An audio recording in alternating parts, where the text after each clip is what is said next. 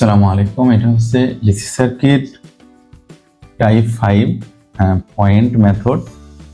আমরা করতেছি Tesla volume 1 4th addition. এটা হচ্ছে প্র্যাকটিস 18। এরকম একটা সার্কিট দেওয়া আছে, আমাকে বলতেছে I1 I2। I1 কি?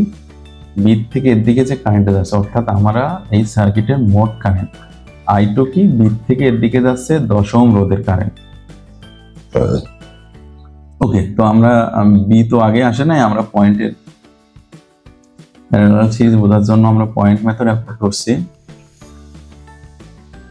তো আমার এটা হচ্ছে পয়েন্ট, এটাও এ, এটাও এ, এবং এটা হচ্ছে বি। তাহলে বি থেকে এর দিকে 10 ওহম রোধে যে কারেন্টটা যাচ্ছে সেটা আমাকে I2 বের করতে হবে। তাহলে আমরা সার্কিটটা একটু সিম্পলিফাই করে নিই। তাহলে আমার দুইটা রেজিস্টার এবির মধ্যে 100 ভোল্ট সোর্স, এটা রেজিস্টার দিয়ে দিলাম। এবার আমাকে I1 হচ্ছে মোট কারেন্ট বি থেকে, এবং বি থেকে এর দিকে I2 হচ্ছে 10 ওহম রোধের কারেন্ট।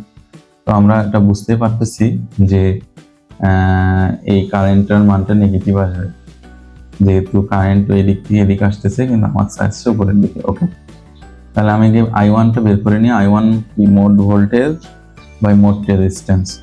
মোট ভোল্টেজ হচ্ছে 100 এবং মোট রেজিস্ট্যান্স হচ্ছে আমার এই 10 প্যারালাল করলে 5 হয়।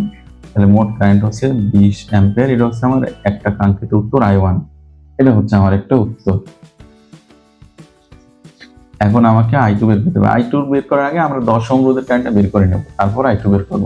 তাহলে 10 ওহম রোধের কারেন্ট কত? এর আড়াআড়িতে ভোল্টেজ 100, রেজিস্ট্যান্স 10 অ্যাম্পিয়ার। কারেন্ট কোন দিকে যাচ্ছে? নিচের দিকে।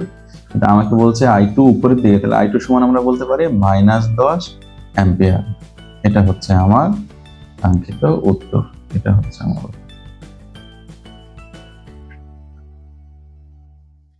তো ঠিক আছে, থ্যাংক ইউ সবাইকে। আসসালামু আলাইকুম।